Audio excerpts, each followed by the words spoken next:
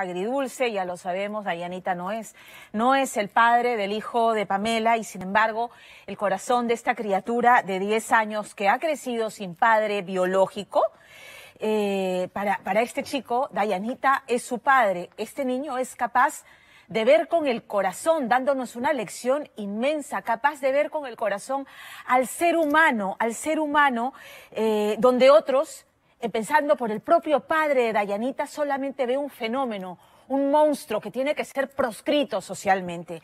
Y es en este ángulo donde se concentra esta noche Fernando Díaz, en la historia de Max Cifuente Arana, el niño que vivió una infancia infernal, víctima de un padre salvajemente maltratador, incapaz de ver y de entender lo que era claro para los profesores de Max, para los familiares, para los amigos. Este hombre dice que era capaz de maltratarlo peor que a un animal, y eso se lo cuenta a Fernando Díaz, su madre, Rosa Arana. Este padre, dispuesto a volver a quien es hoy Dayanita, a volver a su hijo hombre a la fuerza, lo obligaba a tener relaciones sexuales con mujeres.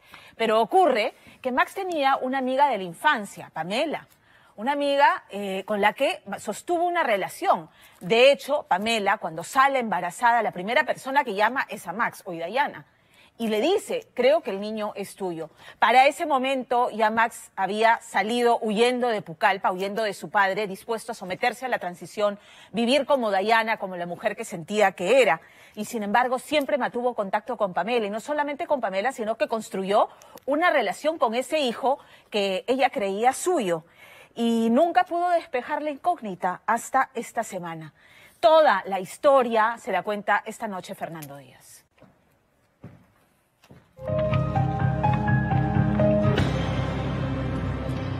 Max Orlando Cifuentes Arana, es decir, Dayanita,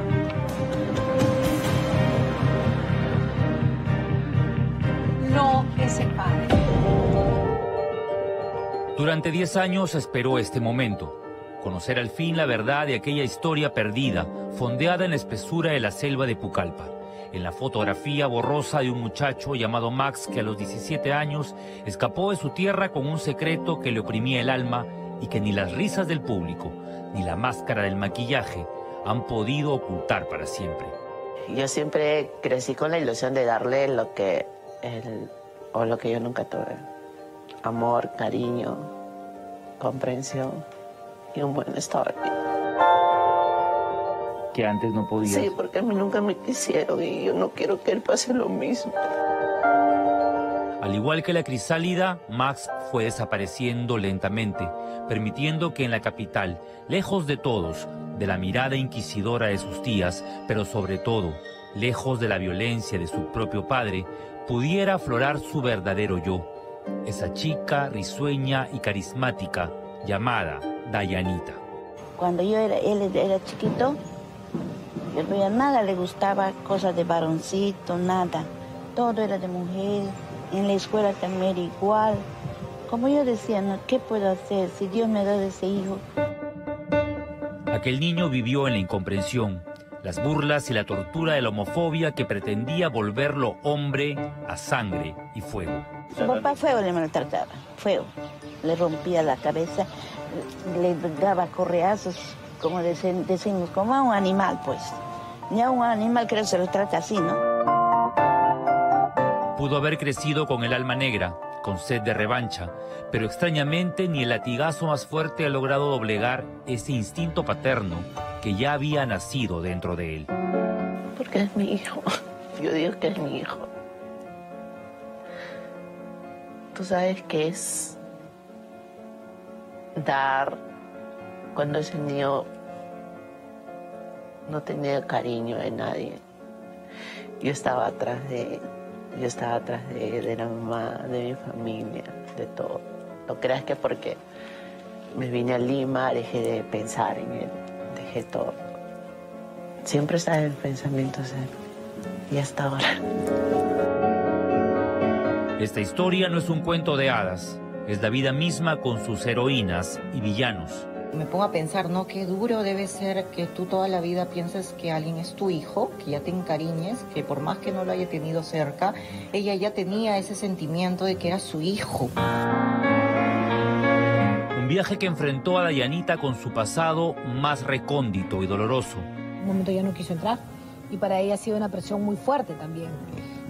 Pero las ganas y estas dudas que la atormentaban de saber si era papá o no era papá, al final la impulsaron a pararse en el set y enfrentarse a todo lo que significa toda esta sociedad. Esta es la crónica de un examen de ADN, una prueba de paternidad que por primera vez en la televisión peruana tiene como protagonista a una persona transgénero. Yo no quiero ser burla de nadie y a veces ya no quiero salir de casa. Quiero quedarme en mi casa encerrada. Lágrimas, abrazos y empatía. El amor incondicional de una madre. Como ella dice, yo estoy muy agradecida de mi mamá. De mi mamita yo no me quejo y le voy a servir hasta que Dios me quite a mi madre. Un desenlace inesperado que no ha terminado de escribirse. Se cariñó bastante desde bebito. Ahorita ella tiene 10 años, va por 11 años y se siente tranquilo, feliz. No llegó a este mundo como Dayanita, la actriz que frente a una cámara en el set de JB es capaz de transformarse en una diva del show, bailar con destreza y hasta reírse de sí misma.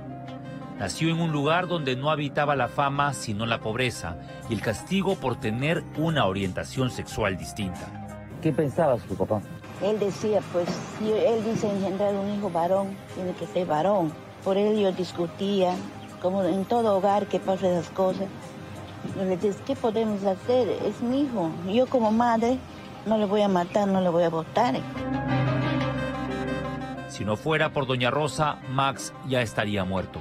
Fue ella quien lo rescató tantas veces con la cabeza rota y el cuerpo molido a palos. Lo que se vivía en aquella casa humilde de Pucallpa no era vida. Así no se corrige a los hijos, como a un animal. Él decía corregir, pegarle, hasta no verle sangre de su hijo, no le dejaba. Yo de mamá no voy a permitir esas cosas.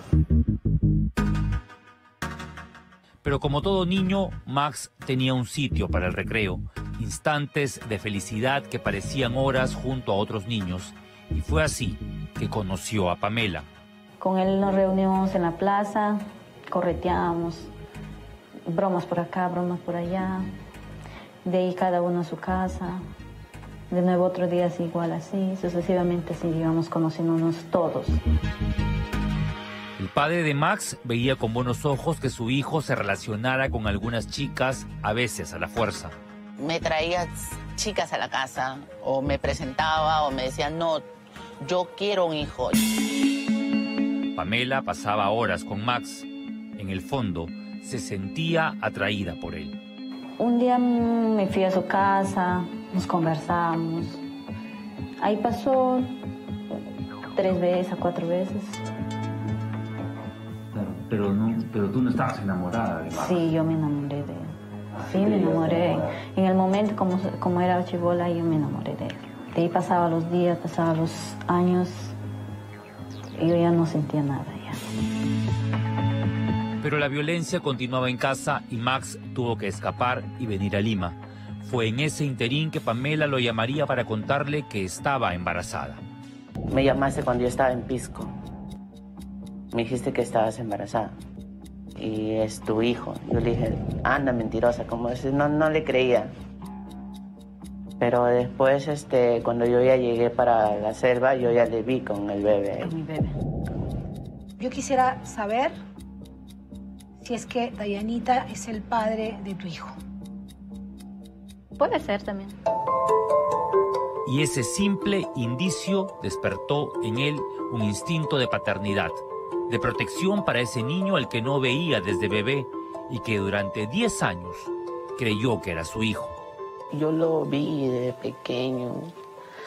Yo jugué con él. Hasta hace poco jugué con él. Y me duele demasiado. No quiero que él pase lo mismo, que nadie le maltrate, que nadie le golpee, que nadie le diga esto. Porque es feo vivir a raíz de todas esas cosas. En Lima no tuvo mucho tiempo para llorar las penas. Debía trabajar para comer, vivir su verdadera identidad de género. Era el momento de decirle adiós a Max y darle la bienvenida a Dayanita. Yo me llegué a enterar recién hace un año, cuando recién ya la prensa más se interesó en ella. Yo me enteré de eso cuando salió en otro programa donde se tenía que decir la verdad, pues, ¿no? Ese sueño tenía al fin nombre de mujer. Frente a la cámara, Dayanita se ganaría el cariño de las chicas del elenco, quienes ignoraban su más preciado secreto. La primera vez que nos contó, realmente con Dayana a veces no sabíamos si era cierto o si nos estaba bromeando. Y lo tomamos a la broma, pero conforme fue pasando el tiempo, ella empezó a contarnos que sí tenía un hijo. Incluso ella nos mostró fotos del niño y se parece, ¿no? O sea, tiene un aire, o sea, tú lo ves y dices, sí puede ser su hijo. La ansiada fama caería por su propio peso y un buen día, en la lejana Pucallpa, Pamela la vio en televisión. No pensaba que va a cambiarse así como mujer. Nunca ha sido mi idea pensar eso, ¿eh? Pero ya él se siente tranquilo así como es. Nadie lo va a quitar, ni yo ni nadie. Frente al público, Dayanita era feliz. Sin embargo, la primera actriz cómica trans de la televisión peruana tenía un asunto pendiente con el pasado. Y ella nos decía, es que realmente no sé ni por dónde empezar, me dijo. Ella se ha desaparecido ya hace muchos años, está viviendo en la selva, muy lejos, y trato quizás de buscarla por redes sociales, pero no la puedo encontrar. Solo una prueba de paternidad podría resolver el dilema. Y en un país de hijos no reconocidos, Dayanita estaba dispuesta a darlo todo por ese niño. Tú eres más papá que muchos hombres que no les interesa saber la verdad, que viven felices, sabiendo que pueden tener un hijo en la calle, que pueden tener un hijo que se muere de hambre, y ella no, ella quería darle todo lo mejor. Abrir su corazón y mostrarse vulnerable fue el primer paso. Había conseguido ubicar a Pamela, quien en un inicio rechazó toda posibilidad de someterse a una prueba de ADN en el programa de Andrea Llosa. En algún momento lo hizo, entiendo, porque primero que tenía miedo de que Dayanita, al ser un personaje ahora pues público, como te digo, ella es muy pobre en este caserío, y al ser una persona conocida acá, con fama, qué sé yo, tenía miedo de que en algún momento se lo pudiese quitar. Entonces ella ha callado durante un tiempo, de hecho no le puso el apellido. No es necesariamente por el tema de que ella sea transgénero. Así como en la película Transamérica, la protagonista, una mujer trans, viaja kilómetros para encontrar a su hijo, Dayanita tenía que viajar a la selva y convencer a Pamela.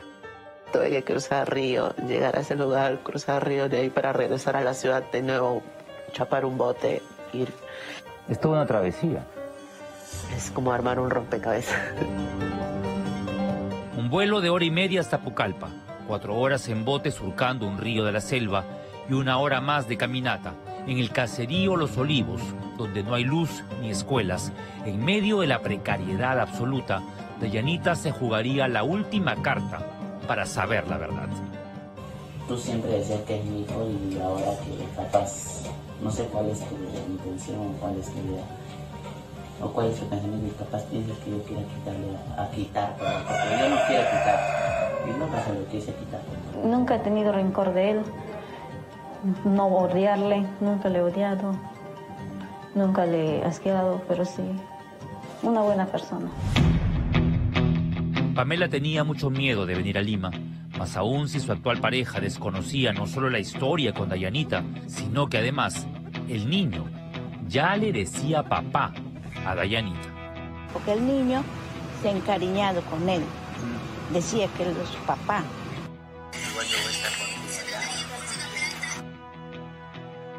Él toda la vida ha dicho, sí es su hijo, sí, por eso él quería sacarte esa duda. Bienvenida, Dayanita, adelante, por favor. Pamela está aquí con nosotros. Bienvenida, Pamela, adelante, por favor. Ella es la mamá del niño. El caso expuesto en televisión nacional permitió a la audiencia enfrentarse por primera vez a una realidad que, si bien es cierto, es poco frecuente, existe y que visibiliza a las familias homoparentales o familias diversas conformadas no necesariamente por un hombre y una mujer. Quiero que ya todo se acabe. No quise involucrarlo a él, no quiso que él se sienta, o la mamá se sienta presionado a esto. La música de tensión prolongaba la angustia. 6 minutos con un sobre cerrado y solo a Andrea, con el resultado en la mano, podría poner fin a 10 años de incertidumbre. Max Orlando Cifuentes Arana. No es el padre. El llanto fue inevitable, tanto como los abrazos, sobre todo aquel que se produjo entre ambas mujeres que hoy desde una misma orilla buscaban lo mejor para este menor de edad. ¿Te hubiera gustado que el resultado sea positivo? Sí. ¿Sí te hubiera gustado? Sí. A pesar de que es ahora Dayanita. Claro. A pesar de que la sociedad podría haberse burlado también. También, pero uno no da la importancia. Todo para adelante. Dayana lo llenó de regalos y el niño, libre de prejuicios, la abrazó como si el tiempo no hubiera pasado. Sin embargo, era ella la que necesitaba más de un abrazo. La queremos muchísimo a Dayana, o sea, realmente nosotros somos como unos hermanos que nos peleamos y nos reconciliamos y nos volvemos a pelear, pero nos queremos mucho, compartimos acá nosotras el día a día, compartimos nuestras cosas, nos queremos de verdad y nosotros deseamos lo mejor para Dayana, para el pequeño. En el camerino del canal estaba la familia de JB, ese elenco artístico que siguió de cerca la historia y que siempre la apoyó en esta difícil decisión. Me preocupa un montón. Pasa la misma vida que yo he pasado, de trabajar desde muy pequeño. Yo no quiero eso. Los niños no tienen la culpa de nada. Yo quiero que él estudie, sea algo en la vida, se demuestre a todo el mundo que tenga una mejor calidad de vida, ¿no? Eso es lo que tú quieres. Eso habla mucho de ti, de tus buenos sentimientos, de tu buen corazón. Yo no puedo más. Pero la función debía continuar. Y como el show debe continuar, ahí nos vamos. Disfrazarse y volver a sonreír para la cámara. Esa es la rutina del artista. Divertir, así lleves un funeral en el alma. El verdadero refugio de Dayana no está en la televisión, sino en los brazos de su madre, la mujer que la amó sin condiciones y que le enseñó que un árbol no nace torcido si tiene la fuerza para crecer libre.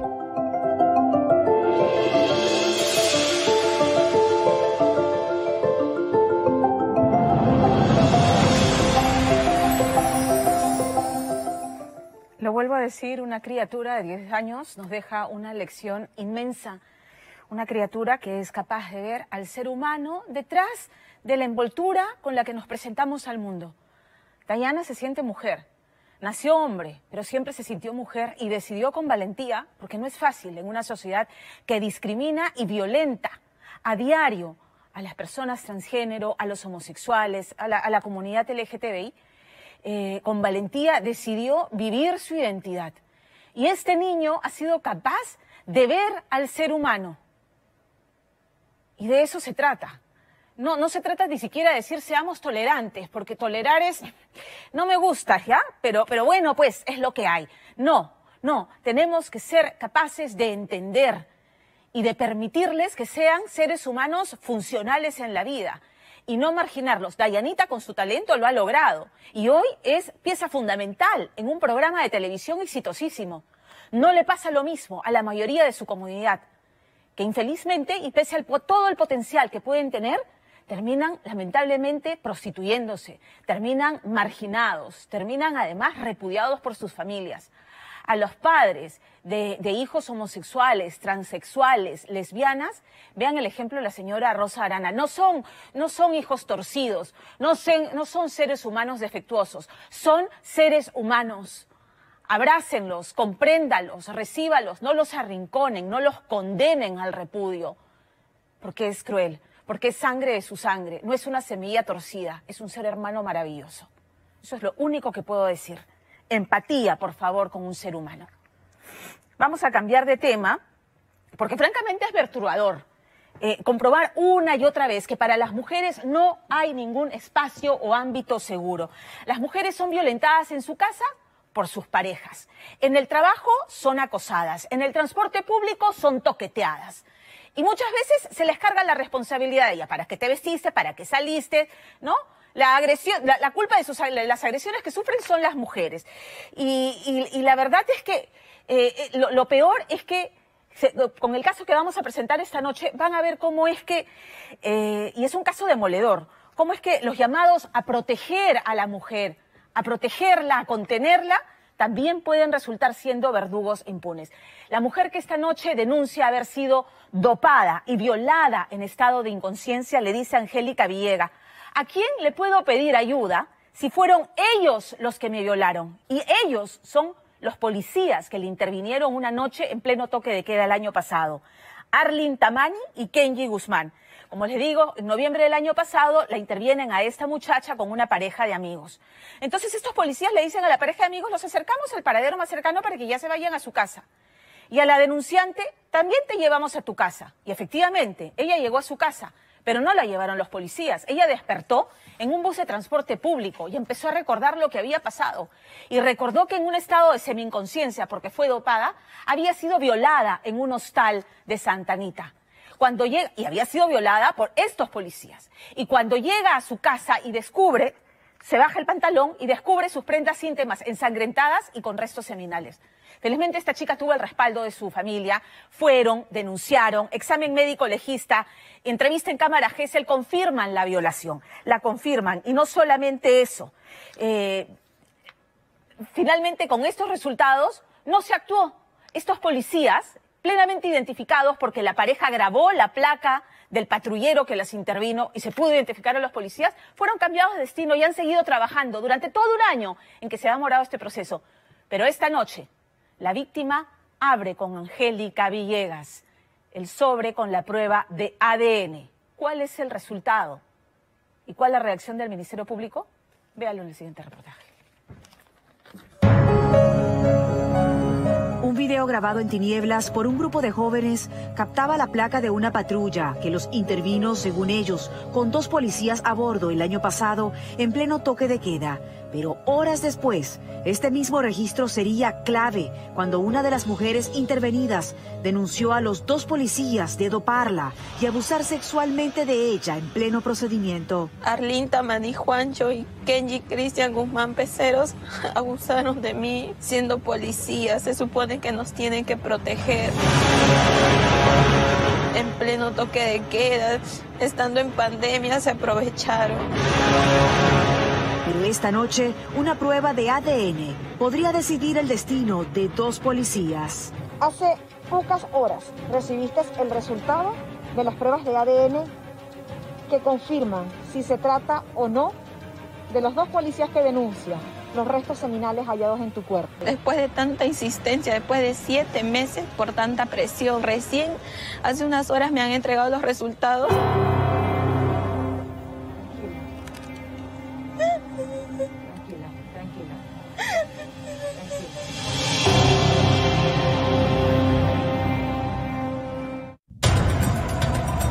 Eran tiempos de pandemia en esta calle de Vitarte, desolada de día y muy transitada de noche, sobre todo aquel 24 de noviembre del 2020, cuando 3 amigos, entre ellos una pareja y una joven de 25 años, tomaban en esta bodega, recordando haber ingerido una botella de cerveza entre todos.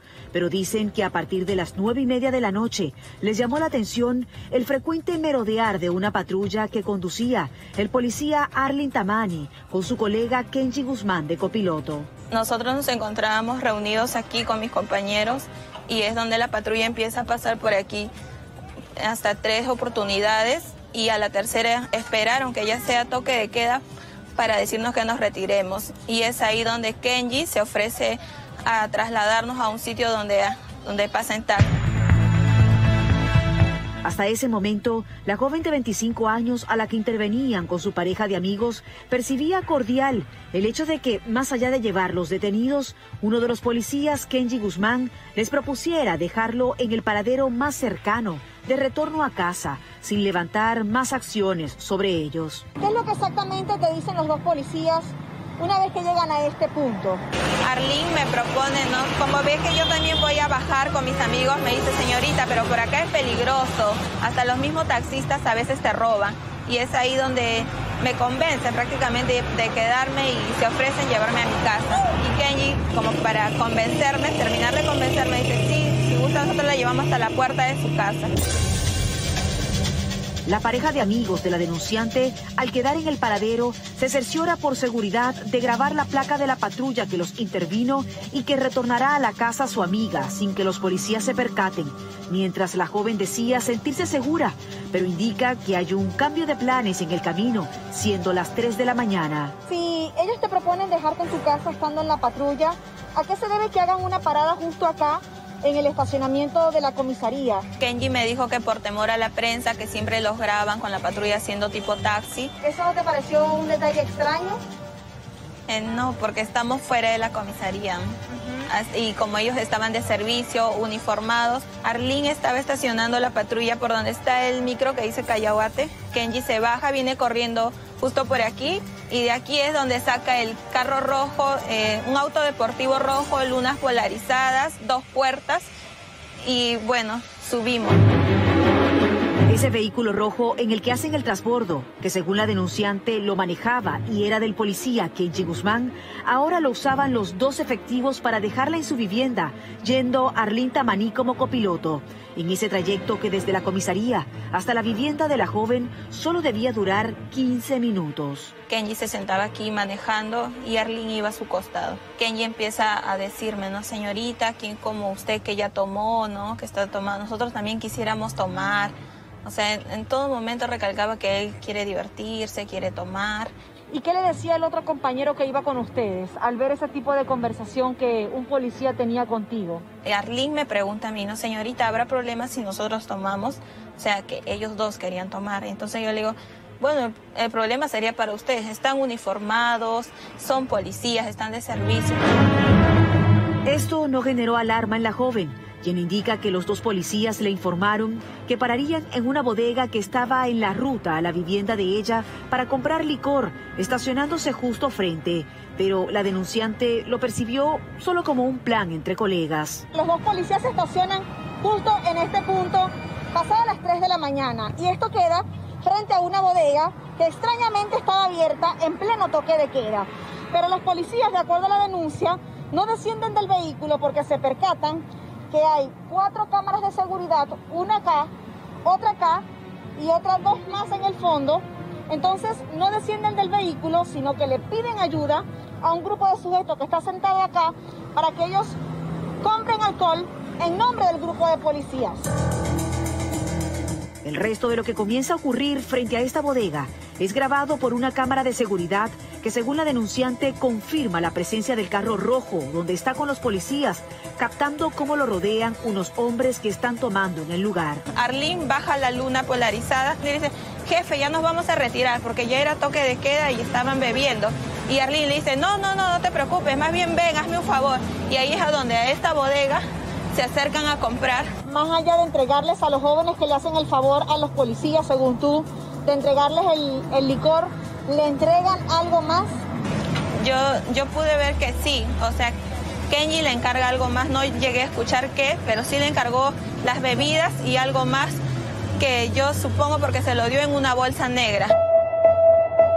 De acuerdo a la joven, cuando uno de los policías ya tiene las 6 cervezas en su mano, todo se torna intimidante. Kenji me dice, pero señorita, ¿nos podrá acompañar? Acompáñanos pues, Arlene también, ¿no? Tómate una.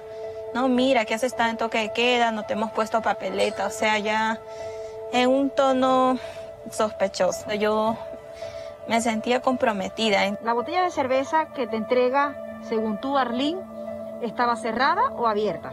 Me la pasa abierta. Y yo le recibo, lo tengo un rato, empiezo a tomar 1, 2 sorbos, ellos seguían hablando entre ellos. Al tercer sorbo empecé a ver hacia adelante por la luna. Primero no escuchaba nada. Luego empiezo a ver borroso, ¿no? E incluso yo movía la cabeza así, decía, ¿qué me pasa? Y es donde empiezo a perder el conocimiento, donde empiezo a quedarme dormida. Yo recuerdo haber visto a Arlene, ya estaba sentado al lado mío, tocándome. Él ya estaba tocándome, siempre con esa sonrisa que no logro superar, que no olvido. Siempre. ¿Y qué hacía el otro policía mientras ocurría esto? Él seguía manejando, Kenji seguía manejando. Y Arlene tocándome, sonriendo. Y yo no podía estar consciente, no podía defenderme. Y ahí es donde pierdo el conocimiento. Es el momento más impactante para ella, quien ha pedido conversar con nosotros ante tanta impunidad. Recuerda que lo siguiente fue despertar en la habitación de un hostal de Santa Anita, viendo la más nauseabunda escena, por lo que está segura que fue dopada. Y luego cuando ya despierto, estaba dentro de un hostal sin ropa. Kenji estaba sentado ahí con su polo negro y de donde yo estaba echada se veía el baño con la puerta abierta y Arlene estaba con el torso desnudo, siempre sonriente. Kenji incluso tenía su pistola en la mesa porque había una mesa, una silla. Él estaba ahí con su pistola y con su celular. Solo me veía la parte de abajo que estaba desnuda, ¿no?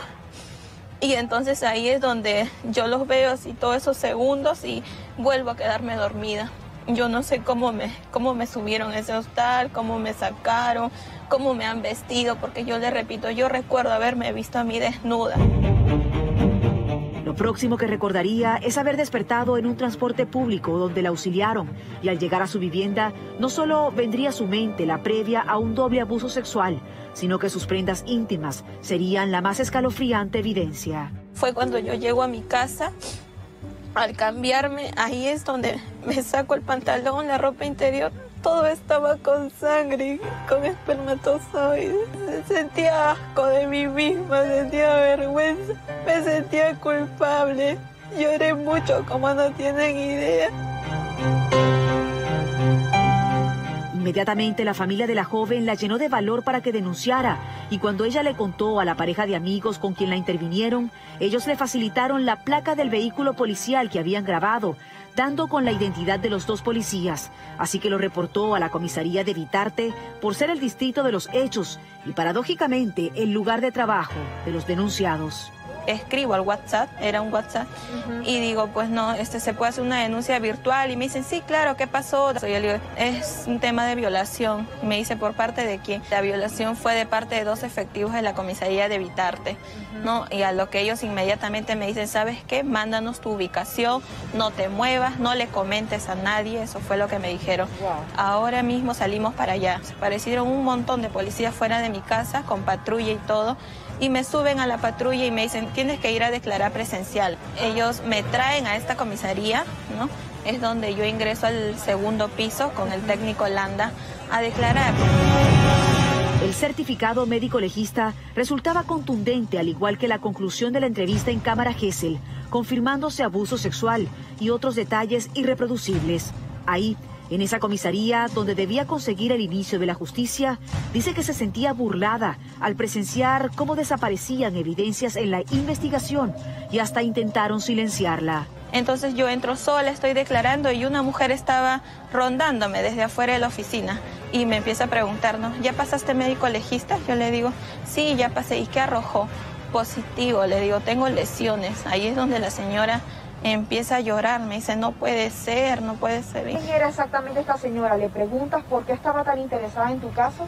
Sí, ahí recién ella me dice, mira, yo soy uno de los familiares de los que te ha violado. Claro. Era tía de Kenji Cristian Guzmán Peceros. Ella estaba con un saco celeste, se abre el saco y saca un sobre Manila y me dice, te vamos a apoyar con $20,000, pero con la condición de que te retires ahorita y ya no continúes con la denuncia. Entonces yo le retiro la mano, ¿no? Le digo, no señora, le digo, ellos me han hecho daño, yo quiero justicia. A mí no me interesa su dinero, le dije así.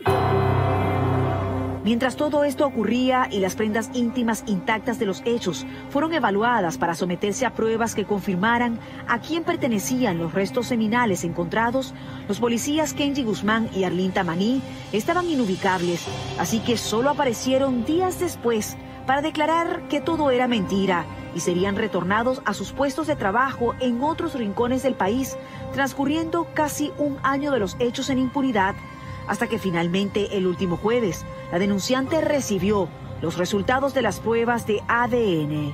Hace unas horas me han entregado los resultados y sale que Kenji Cristian Guzmán Pecero sí me violó, es positivo. Tranquila, tranquila.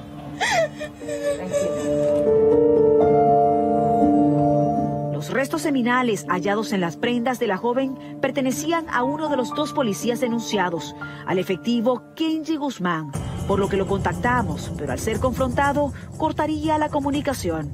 ¿Aló? Aló, Kenji. ¿Con qué te gustó? Kenji, te habla Angélica Villegas. Soy periodista del programa Día D. Recibimos la denuncia donde te señalan de haber... Colgó.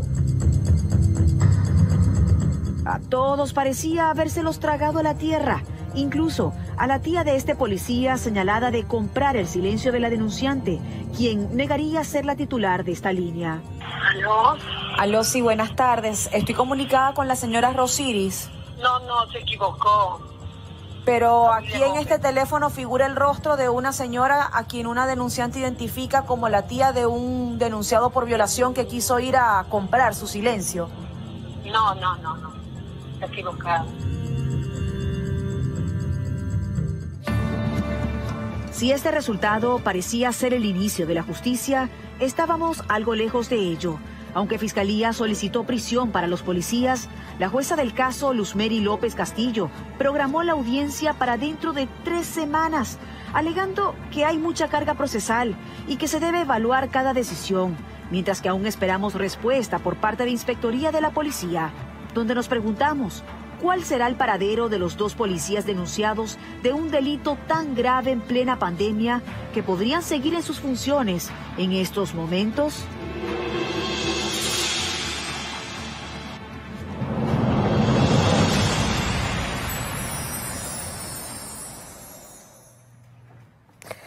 A ver, Rosario Sacieta, que está muy atenta a Día D, me ha enviado un mensaje diciendo que si es violación, habiendo puesto a la víctima en incapacidad de resistir, la sanción va de 20 a 26 años, de 20 a 26 años.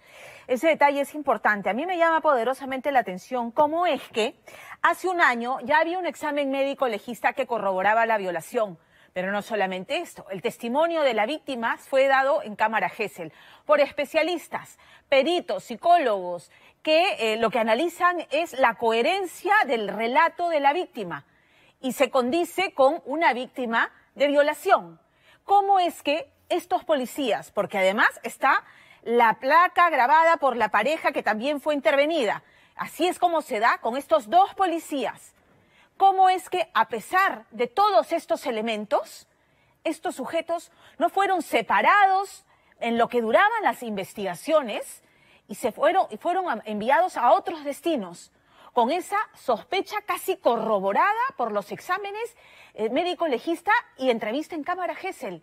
O sea, ¿qué clase de malentendido espíritu de cuerpo hay en la policía, en el Ministerio del Interior, en la dirección, en la comisaría, que a 2 sujetos plenamente identificados con esas pruebas los envían a otros destinos? ¿Para seguir qué? O sea, ¿qué pretendían? No entiendo, me parece nauseabundo. Igualmente nos llama poderosamente la atención que una fiscal, que en el Poder Judicial digan, bueno, lo que pasa es que hay sobrecarga procesal. Hay sobrecarga procesal, 2 sujetos, ya hay un violador confirmado, ya hay uno confirmado y otro cómplice de ese abuso, ¿no es cierto? Porque estuvo en el hostal la noche de la violación. Por lo menos uno de los 2 con prueba de ADN es violador confirmado. ¿Cómo es que la juez o la fiscal puede decir, bueno, es que hay mucha carga procesal, ya lo veremos, y patear el caso, cuando lo urgente es traer a estos 2 sujetos, someterlos a proceso sumariamente, porque las pruebas están sobre la mesa? Me asquea me asquea. Yo ojalá que esta noche el Departamento de Comunicaciones del Ministerio del Interior haya visto el reportaje, se lo comunique al ministro Carrasco Millones, que estoy segura que, habiendo sido fiscal en Lambayeque, no va a permitir que esto demore un día más. Porque en estos casos, si no se es ejemplar, castigando ejemplarmente a los delincuentes, porque esto es delincuencia atroz contra los más débiles. Una mujer que ha quedado destruida. O sea, no se puede patear el caso. 3 semanas más, mucha carga. Cuando ya tienes todas las pruebas del delito. Perdónenme la indignación. Me imagino que ustedes en casa también sentirán lo mismo. O sea, no hay que ser familiar de una persona que ha sufrido una violación o que ha sido víctima de un acto delincuencial para no sentir empatía por esta situación y rechazo hacia la actuación de algunos jueces y fiscales que prefieren, ¿no es cierto? No tengo mucha chamba, después lo veo, cuando la flagrancia está, cuando las pruebas están. Vamos a cambiar de tema y vamos a hablar de una pareja delincuencial explosiva. No lo decimos nosotros, lo dice la Policía Nacional.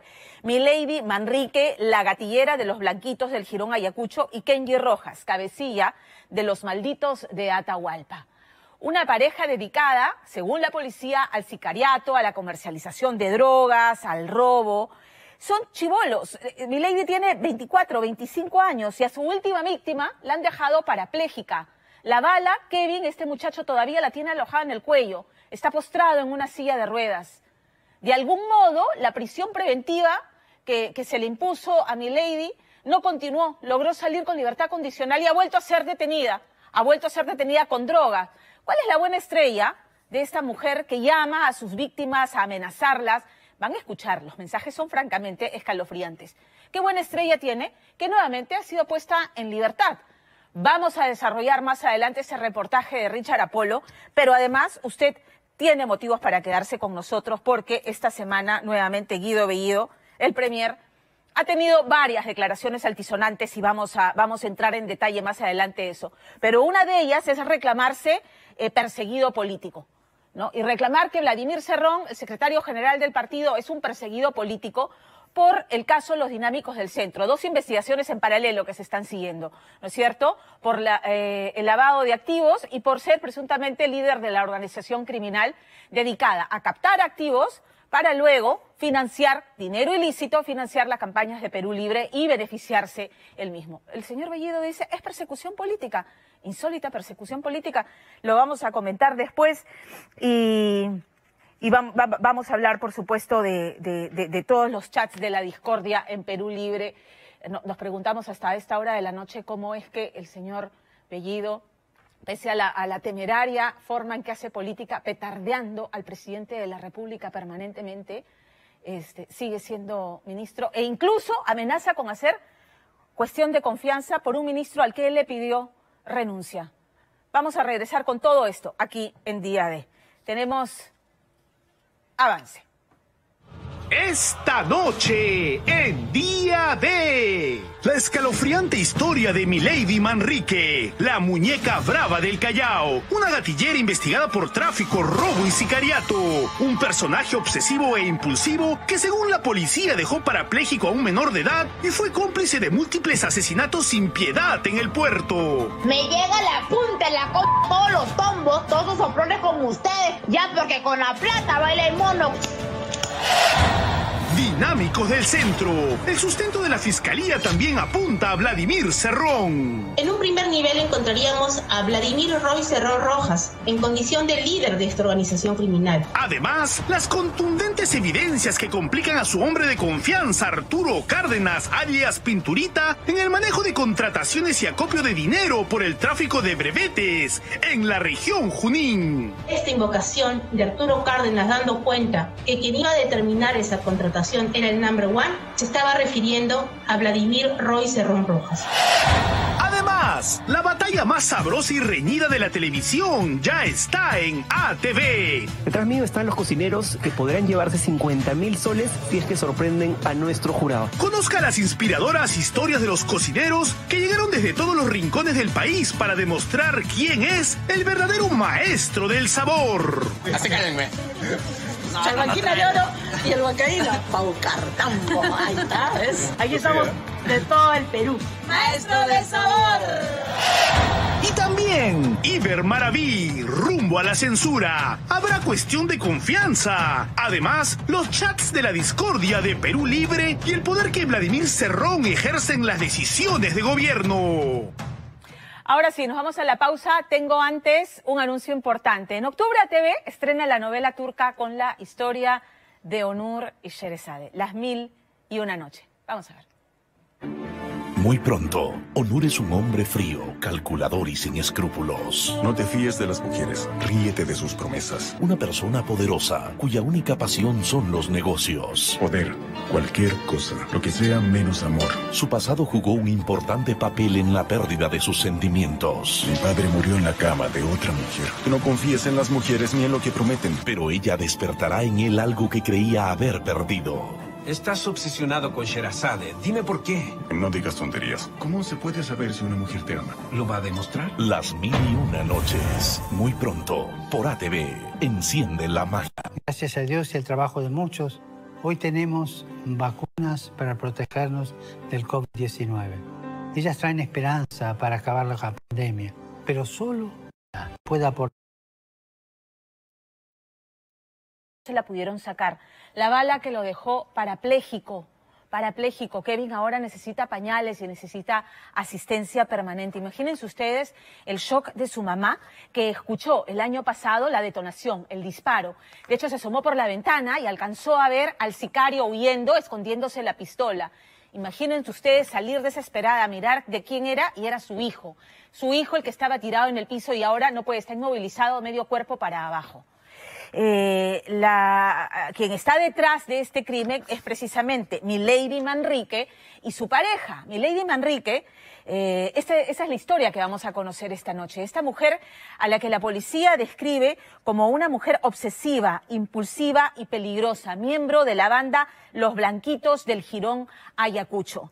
Y vamos a escuchar los audios que ella le envía a sus víctimas, a las personas a las que quiere amedrentar. Se escucha en estos audios cómo rastrían el arma y cómo ella les dice: vamos a vaciar en tu cabeza toda la caserina si no haces tal o cual, si no te callas. Es francamente escalofriante. Por el caso de Kevin, Milady estuvo presa. Estuvo presa preventivamente. Lo que no se entiende es cómo consiguió libertad condicional. Pero la buena estrella para esta mujer de 25 años continúa, porque hace poco, se lo va a contar Richard Apolo, fue detenida en flagrancia con droga y sin embargo nuevamente está libre. Richard Apolo. Su nombre genera en muchas personas en el primer puerto un escalofriante terror. Les han pagado por eso. Escuchar su voz amenazante a través del teléfono eriza la piel. ¿Quieres tener problemas? Serios problemas vamos a tener hoy con... ¿Está bien o está mal? Porque acá afuera también la gente está bien activada. Me llega la punta en la cosa, todos los tombos, todos esos soplones como ustedes. Ya porque con la plata baila el mono. Es Milady Manrique, la gatillera de la banda criminal Los Blanquitos de Ayacucho en el Callao. Una joven que a sus 25 años de edad, purgar prisión no ha sido ajeno a su vida delictiva. Involucrada, según la policía, en robos, tráfico de drogas y sicariato. Una mujer, dicen, tan romántica como peligrosa, tan detallista como vengativa, a tal punto que a Milady muchos acusan de ser la muchacha cuyas parejas terminan curiosamente asesinados cruelmente.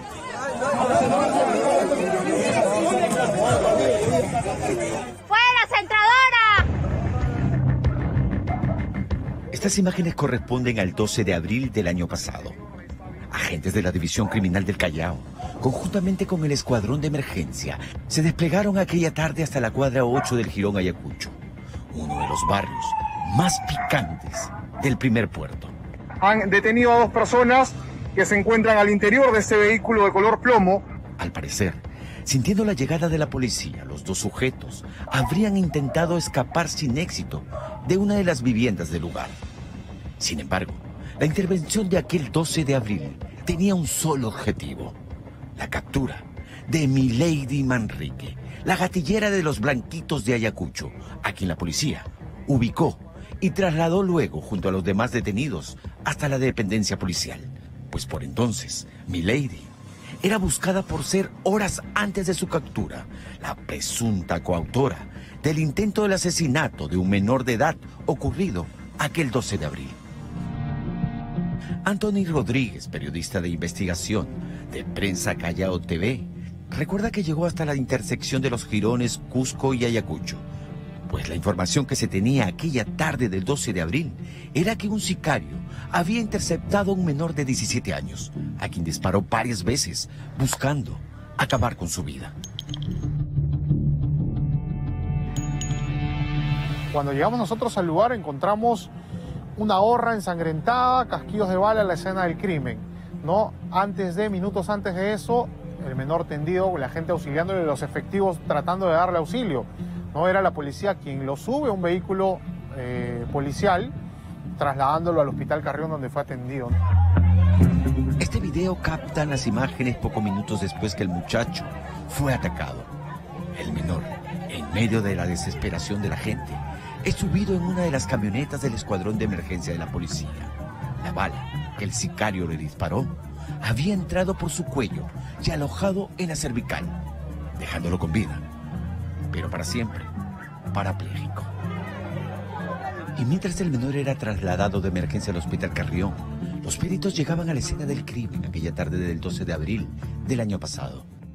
El Departamento de Investigación Criminal del Callao se encuentra en la zona, conjunto con peritos de criminalística, quienes vienen examinando la escena y los proyectiles de bala que han quedado tendidos en el pavimento, aquellos cartuchos que han sido percutados por esta arma de fuego que dejó herido a este menor en esta zona del Callao. Un equipo de criminalística de la Policía Nacional intentaba recabar en el lugar no solo todo aquello que materialmente pudiera ayudar a la investigación del crimen, además intentaba buscar información sobre quién o quiénes podrían haber estado detrás del intento de asesinato del menor. Y fue así que en la zona la policía habló con testigos que decían no solo haber visto al sicario disparar al menor, contaban también que tras los disparos, el sicario había corrido mientras guardaba el arma una cuadra al encuentro de Milady Manrique, la gatillera de los Blanquitos de Ayacucho, para luego, decían los testigos, fugar ambos del lugar creyendo que nadie los había visto.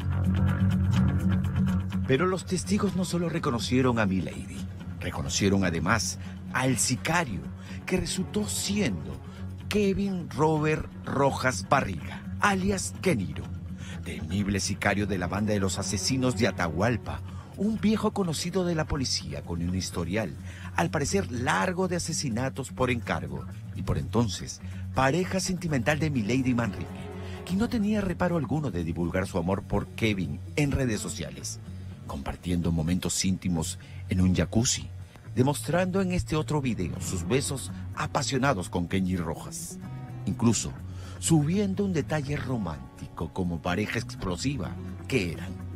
Dos mentes criminales que no dudaban, dicen, de quitar del camino a todo aquel hombre o mujer que les fuera incómodo. Kenji era un personaje, ¿no? Claro, él siempre paraba con pistola con ella, los dos. Los dos siempre le gustaba amenazar, pasar, intimidar a la gente, a cualquier persona, más a mujeres. Ajá. Ahora, esta Milady, me dices tú, es peligrosa. ¿Por qué es peligrosa en el Callao? ¿Por qué? Porque ella para con gente que tiene pistolas, son sicarios, porque hasta ha bajado fotos con granadas. Y por eso, sí, por eso que uno le tiene miedo. Y si bien esa misma tarde del 12 de abril, gracias a los testimonios de testigos, se identificó, capturó y luego fue Milady Manrique enviada al penal Virgen de Fátima para cumplir prisión preventiva por el intento de asesinato del menor, las investigaciones fiscales determinarían luego que, al parecer, aquella tarde del 12 de abril del año pasado, día del atentado, en realidad la pareja criminal confundieron a su víctima y la equivocación la pagó caro. El inocente menor de 17 años que producto del ataque quedó parapléjico. Según las informaciones policiales, la pareja criminal, a quien en realidad quería eliminar aquella tarde del 12 de abril del año pasado, era a Wilfredo Inoñán Rosado, alias Maito, un delincuente conocido también por la policía, muchas veces detenido acusado de asalto y raqueteo. Sin embargo, el parecido físico entre Mayito y el menor de edad que llevaba el día del ataque, gorra y mascarilla, terminó en una grave equivocación. Hay un parecido físico, es verdad. Cuando nosotros logramos recabar un poco de información referente al tema, los familiares de la víctima, en este caso del menor, nos relatan un poco el tema, ¿no? Cuál había sido el panorama y la confusión que se había producido en ese momento. Y sí, ¿no? Comprobando, había una cierta similitud entre ambas personas, lo cual refiere la mamá de la víctima, en este caso, ¿no? Mayito pudo haber sido asesinado en ese momento. Sin embargo, todo apuntaría a que la pareja criminal, pero sobre todo Kenji Rojas, terminaría el trabajo que no pudo concretar el 12 de abril del año pasado. Y así, la noche del 9 de diciembre del 2020, mientras Wilfredo Inoñán Rosado, alias Mayito, jugaba casino en el segundo piso de una vivienda en el Callao, un sicario lo asesinó de varios balazos. Al interior de una vivienda, una casona un poco antigua, había en la escena unas sillas, unas cartas de casinos. Al parecer habían estado jugando entre amigos. De pronto entró un sujeto que encontró la puerta abierta, se metió y le propinó varios impactos de bala. Hemos estado en una reunión jugando casinos, acá en los casinos. Hemos estado jugando casinos en esta vivienda. Pero cuando hemos estado jugando casinos, él ha comenzado a dispararle. Cuando yo he agarrado, he visto a mi sobrino en el suelo, en este momento, yo he corrido y el sujeto se ha caído. Pero como reza el refrán, quien a hierro mata, a hierro muere. Poco tiempo después del asesinato de Mayito, al igual que Kenji Rojas Barriga, pareja de la temible gatillera de los Blanquitos de Ayacucho, murió dentro de su propia casa, tirado y baleado en su sala, aparentemente centrado por alguien cercano a él. Sin embargo, la carrera delictiva de la gatillera, como la conoce la policía, al parecer no se detuvo tras el asesinato de su pareja sentimental. Por el contrario, todo apunta, habría seguido al frente de sus negocios delictivos, entre ellos la comercialización de droga que le fue incautada en su vivienda cuando agentes de la policía al mando del mayor Figueroa, de la comisaría del Callao, la intervino el último 7 de septiembre y la condujo detenida junto a varias personas. ¿Era la casa de Milady? Sí, era la casa de Milady, ¿no? Okay. La policía da un golpe, ingresa y encuentran, pues, ¿no? 50 gramos de clorhidrato de cocaína, según lo que refiere la nota policial, algunos teléfonos que al parecer eran robados. Un dato. Cuando Milady fue detenida por la policía el 7 de septiembre, junto a ella fue detenido este hombre, Álvaro Yair Nestares Iturrizaga, que tiempo atrás, en medio de una balacera en un barrio Chalaco, la policía detuvo, encontrando en medio de esa trifulca una de las varias armas que fueron robadas tiempo atrás de una dependencia chalaca. Lo curioso es que pese a las pruebas policiales y recorrido criminal de la gatillera y Nestares, todos fueron puestos por la fiscalía en libertad, para que en la calle la gatillera no solo continúe con sus negocios, sino además, a punta de amenazas de gruesos calibres enviados a través de mensajes de audio, amedrente a todo aquel que le es incómodo. Audios como los enviados al familiar de esta joven, que por miedo no solo evita dar la cara, sino cuenta, por miedo a las represalias de Milady, ni loca iría a la justicia, dice, a denunciarla. Escúchame, perre con... que tu papá está preso, que a tu papá me lo paso por la punta de la co... En realidad ella para con varios delincuentes, porque ahorita yo tengo entendido que está con un chico de Corongo, que también ha salido en varios reportajes, que el chico también utiliza armas. Y escucha esto, con... ya para ti, para tu marido, para los dos, mire, escucha. Todas estas balas, con... para tu cabeza, para ti, para tu marido. Es una persona, me dice la policía, peligrosísima. ¿Qué hace en la calle una persona así? Es una respuesta que tendría que darte el Ministerio Público, ¿no? Porque en muchas oportunidades sabemos de que la policía captura, hace su trabajo, hace su chamba, y meses después se da con la sorpresa que está en la calle, pero ese es trabajo ya del Ministerio Público, ¿no? Mientras la Fiscalía transite por ese tibio camino de no enfrentar como se debe a delincuentes como Milei, poco o nada cambiará el escenario en un Callao que de violencia y criminalidad ya tiene y ha tenido bastante.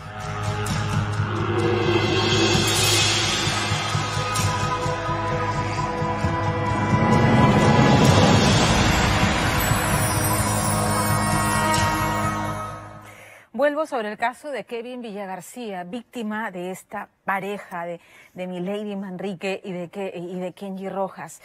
Kevin está parapléjico, Kevin no volverá a caminar, Kevin no podrá valerse por sí mismo, necesita asistencia, necesita pañales, necesita rehabilitación, lo necesita todo. Su mamá, Alicia García, pide ayuda. Si usted tiene a bien facilitarle dinero, pañales, si hay un centro de rehabilitación que buenamente pudiera ayudarlo con la rehabilitación que él necesita, comuníquese por favor con nosotros. Hay una madre desesperada y un muchacho de 17 años, hoy 18, que ha terminado postrado en una silla de ruedas por estar en el lugar equivocado, víctima de estos delincuentes que no entendemos por qué es que siguen en libertad.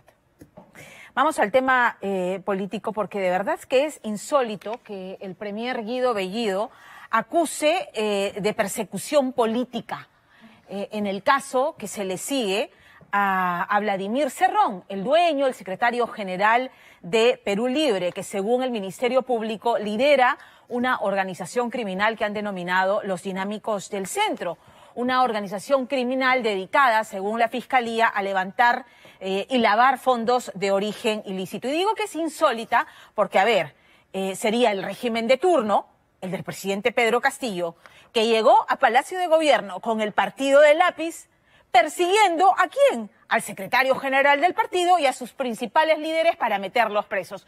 No resiste argumentación alguna. Y sin embargo, eso es lo que ha estado diciendo el premier Guido Bellido.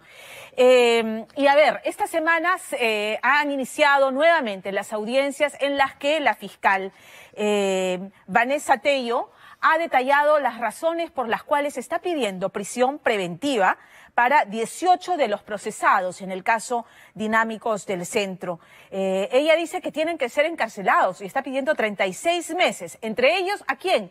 Arturo Cárdenas. Arturo Cárdenas es brazo derecho de Vladimir Cerrón en el partido.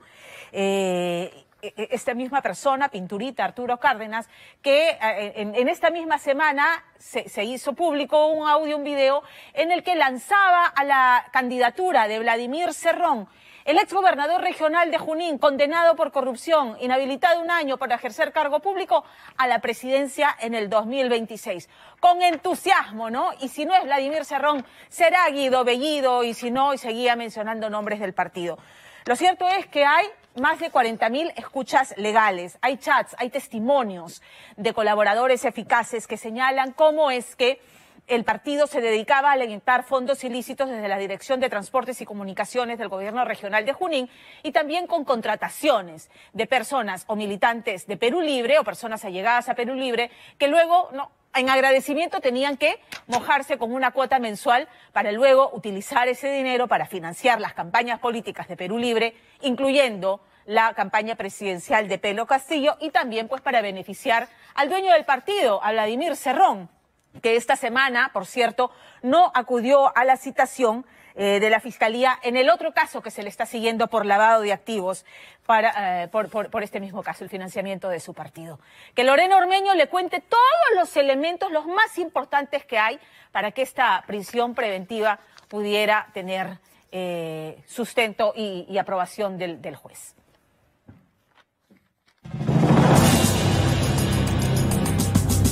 Cinco años no basta para hacer un gobierno de cambio o de cambios trascendentales.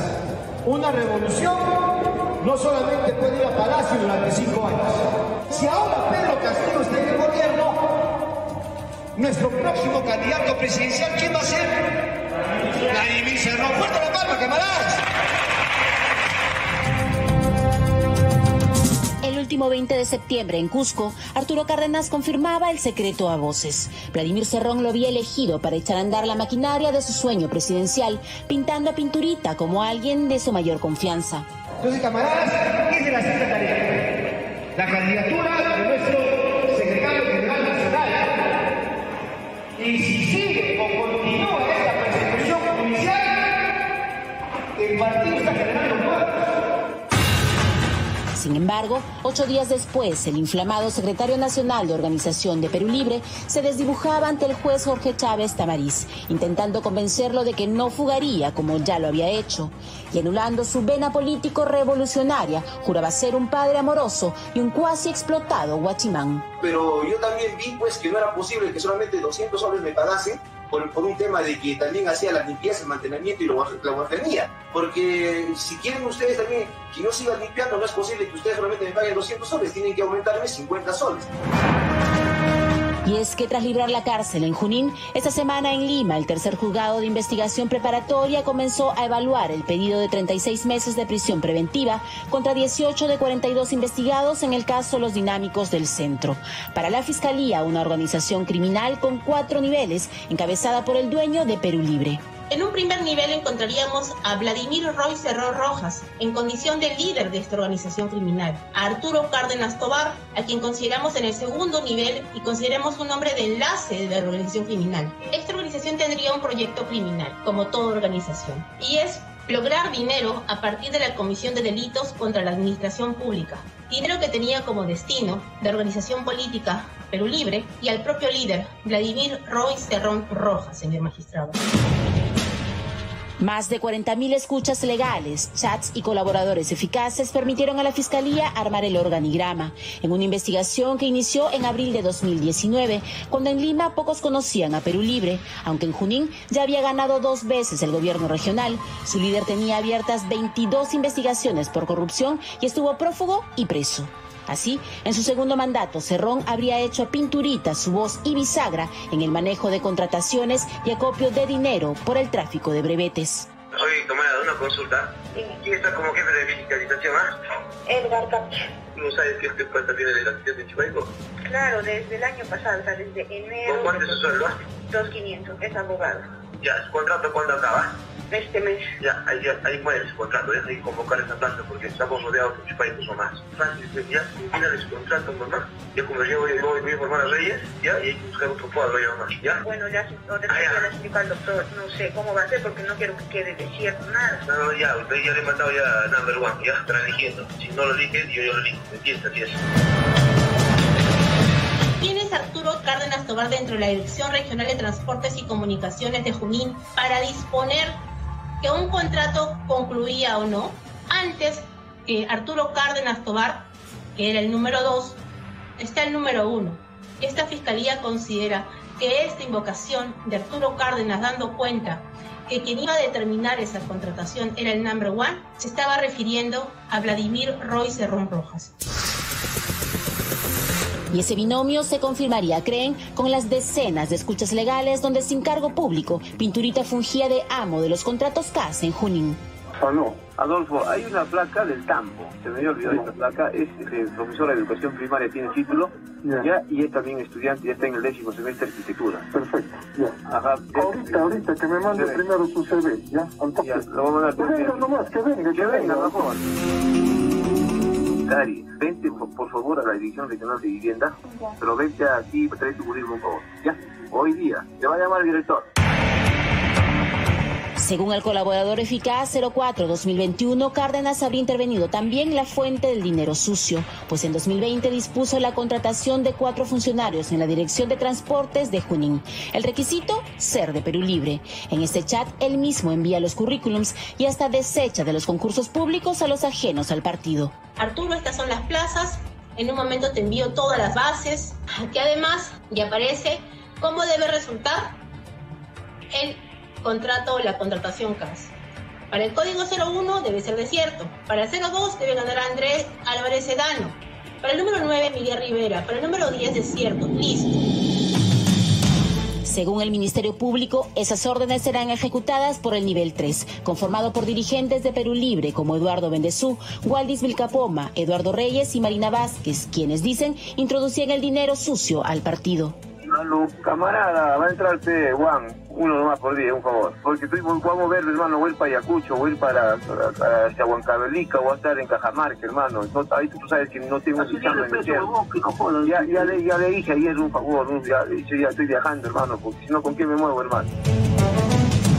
Cuando se refiere, va a entrar uno por día, se refiere a que del número total de usuarios, clientes, para otorgarles estas licencias de conducir, pese a no pasar el examen de manejo de reglamento, a cambio de dinero económico, de todos ellos, había uno que debía ser destinado a Arturo William Cárdenas Tobar, jefe de campaña y secretario general de organización del Partido Perú Libre. Y en campaña, al dinero ilegal de los brevetes habrían sumado el de los partidarios, que al copar el gobierno regional debían aportar obligatoria y permanentemente al partido o perdían su trabajo. Ya, mañana ya puedes cobrar ya está en ¿Cuándo han depositado? ¿Hoy día? Hoy día han depositado. Oye, ¿cuáles son los aportes?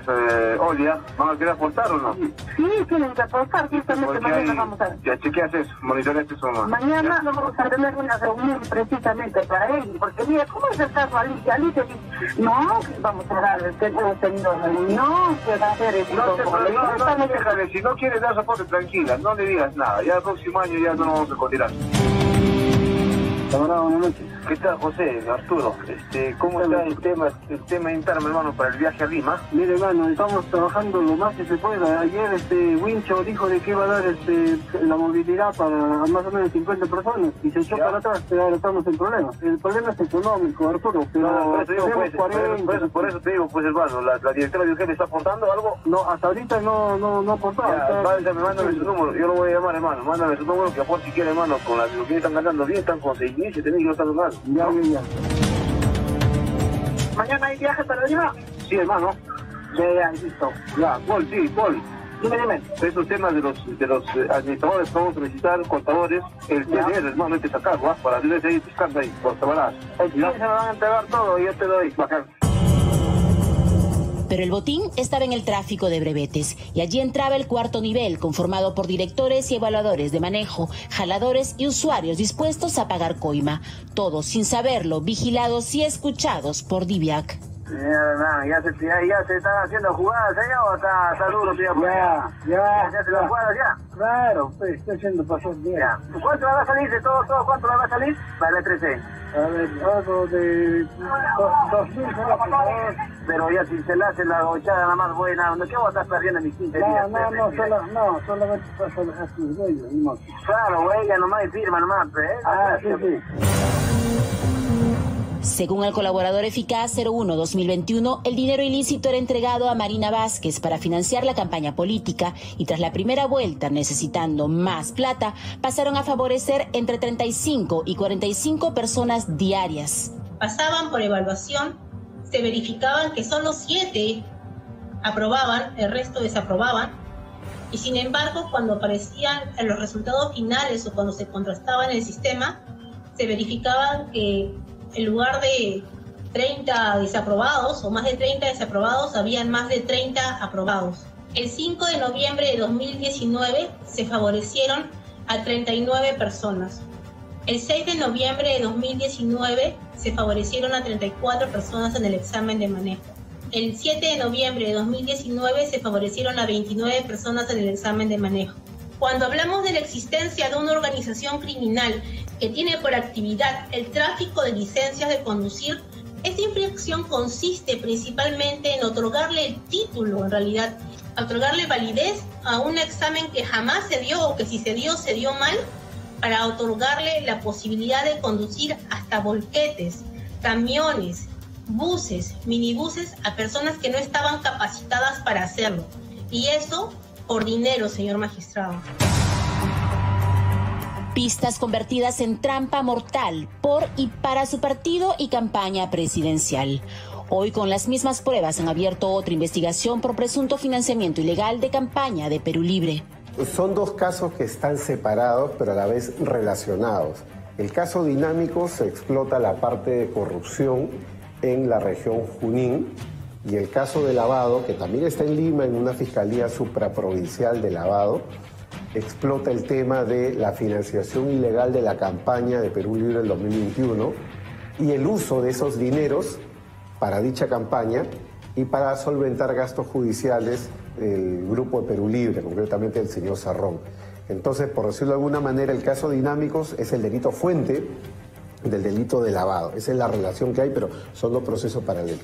Pero sin embargo, la fiscal no pide prisión preventiva para Vladimir Cerrón, a pesar que ella dice en su teoría de que él es el cabecilla de esta organización criminal y contradictoriamente a él no lo incluye dentro de este requerimiento de prisión preventiva, y el requerimiento solamente lo hace por otros funcionarios o por otros militantes de este partido que tendrían un rango menor al de ser líder o cabecilla. Nosotros esperamos que la fiscal pueda reformular su requerimiento de prisión preventiva o ampliarlo.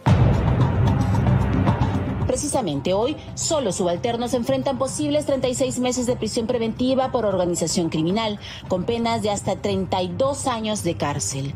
Pinturita, el motor de la campaña del portero Cerrón, amo de los contratos y despidos en Junín, rogó seguir libre y, mostrando tiernas fotos y contratos de arrendamiento, dijo dedicar las 24 horas del día a las clases virtuales de su hija y a limpiar y ser guachimán de su galería. De 9 a 10 es la limpieza.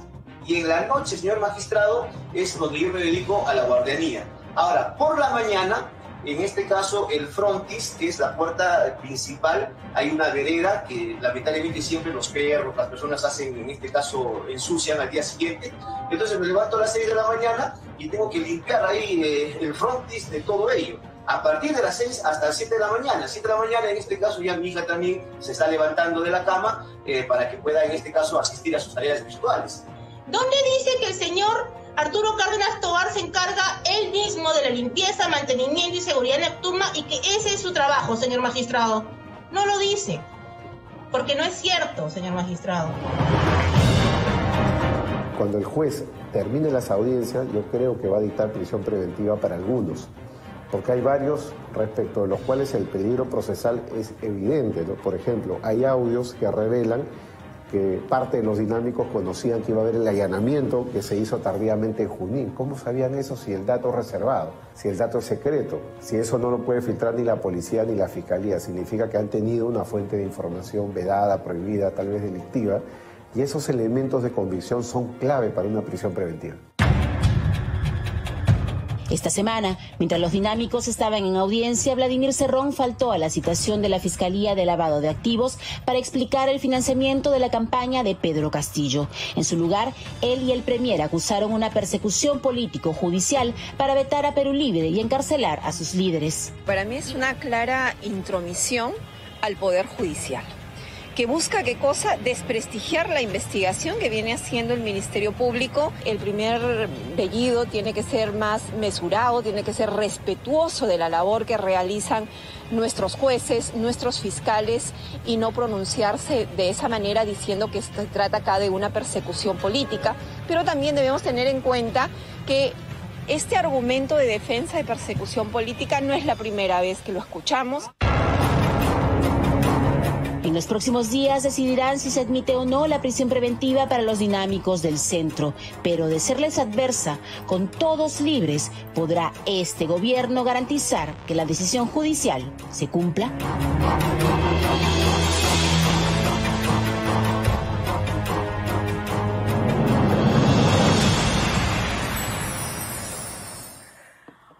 Uno de los elementos que deben concurrir para que se dicte prisión preventiva, y esto lo hemos aprendido por nuestra permanente consulta con abogados y expertos en el tema, es la posibilidad de que los investigados, ¿no?, para quienes se pide prisión preventiva, puedan interferir en la actuación de la justicia, interferir doblegando a los testigos, ocultando pruebas. Recordemos que Keiko Fujimori se fue presa precisamente porque tenía una bancada poderosa en el Congreso y se había descrito como políticamente, pero también algunos actores habían interferido en la actuación de la justicia y por eso finalmente terminó, entre otras razones, porque deben concurrir 3 elementos y terminó presa preventivamente.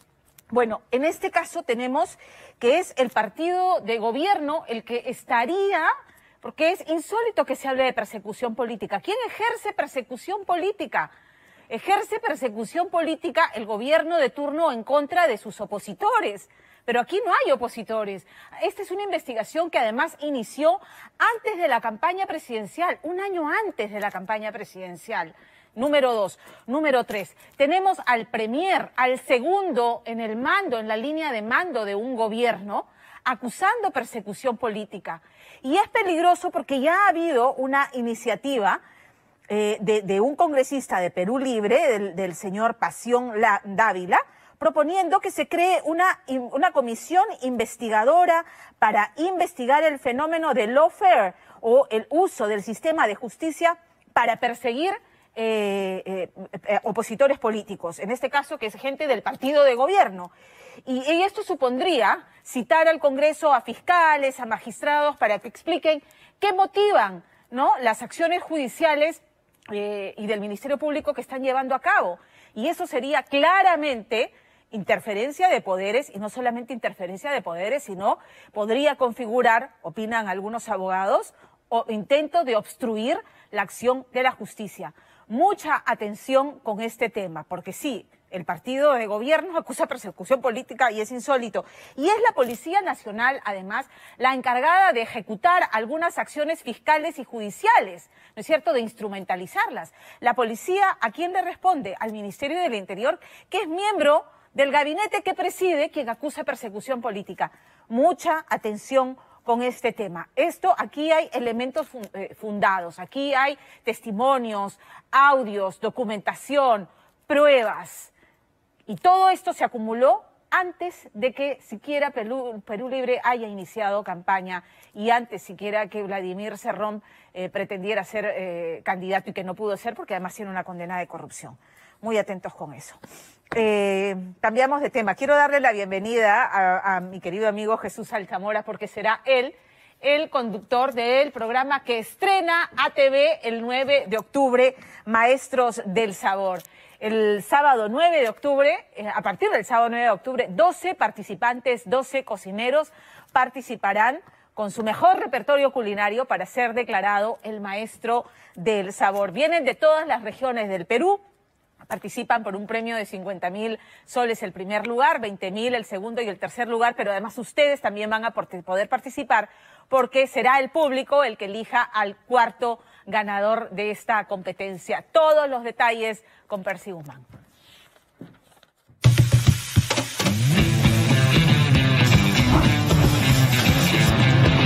Amigos de Día D, les doy la bienvenida a los estudios de Maestros del Sabor.